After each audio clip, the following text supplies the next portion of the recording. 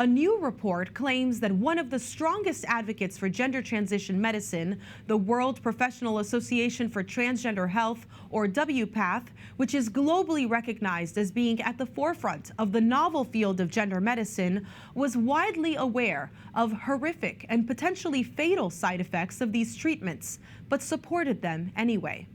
The report published by the group Environmental Progress details leaked internal files from WPATH that describe sterilization, loss of sexual function, liver tumors, and even death as side effects from gender treatments.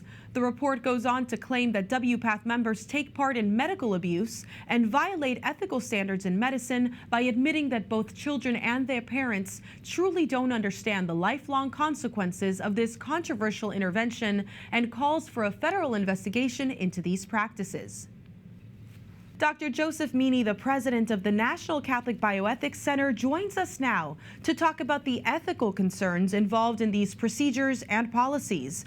Welcome to the show, Dr. Meaney. These leaked files in the report issued by the Center for Environmental Progress indicates that doctors are violating medical standards of ethics. If this is true, what are the consequences, and can this be buried so that they can continue to do what they've been doing, imposing these treatments on children? So one of the things that's very important about the development of bioethics is that informed consent, realizing what is going to be proposed to a person and then making an informed choice, is really the minimum standard. And anytime that experimental procedures or procedures that have known bad side effects are done on people that do not consent, that is a grave, grave ethical violation and really should be illegal. And it's because they haven't fully explained the impact of these procedures. What does informed consent actually involve? So informed consent means that the person is capable of understanding, and then they're provided with all the reasonable information they need to make a good ethical choice, a good medical choice for themselves. So one of the pieces of this that is really shocking, it's that they removed the ability for these children to have these treatments, but in England, they will only prescribe puberty blockers to minors in a research setting. Is this ethical treatment of children, or are they running experiments on human beings, basically? Correct. If it's research, it's human experimentation. And then the real question is, is it ethical to do this in the first place? I mean, is there a real reason to do it? And then second of all, are there the risks proportional to the benefits? And I think many, many countries are looking at it and saying, look, there are a lot of very negative long-term effects from puberty blockers. And what are the good effects? It's very hard to see.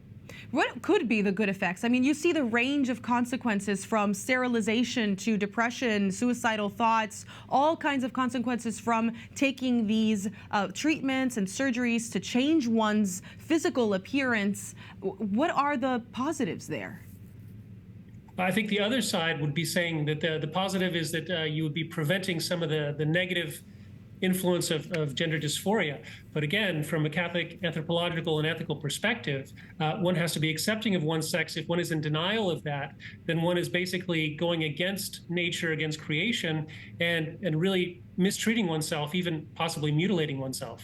Right. Well, the governing body of health in England and several countries in Europe are now saying that hormone blockers and similar treatments are really not backed by scientific evidence. Will others follow? Will this set a precedent that others will pick up?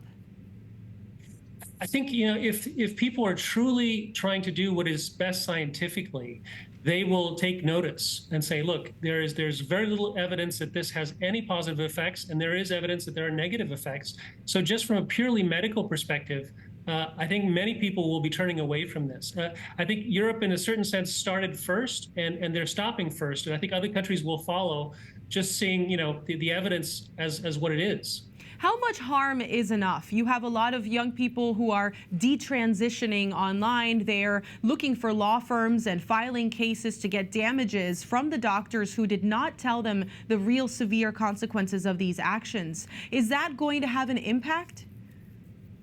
I think so. I mean, one of the most important factors here is that young children who have gender confusion generally overcome that confusion once puberty arrives. So if they're taking puberty blockers, it sort of traps them in that sort of gender dysphoria mindset that they're in. And so actually doing nothing has the most beneficial effects. And just letting a little bit of time go by can help people with their gender dysphoria. And so why not try that? Yeah, and I know that the National Catholic Bioethics Center and other medical organizations have been involved in several cases before all kinds of courts, not just the Supreme Court. One case was just denied at the end of March. It deals with gender incongruence and the new policies and procedures that promote it. Will the changes in Europe reach the United States fast enough to affect these cases at the Supreme Court? I doubt it, because right now there's kind of an entrenched policy, particularly in the current administration, to support anything that is pro-transgender, gender-affirming treatments and all that. So I think there's going to be probably a need for some time to go by and some more evidence to come out, and possibly different political leaders as well to take a look at this issue. Well, certainly an issue for people to consider as the elections come up. Thank you so much, Dr. Meaney. Thank you.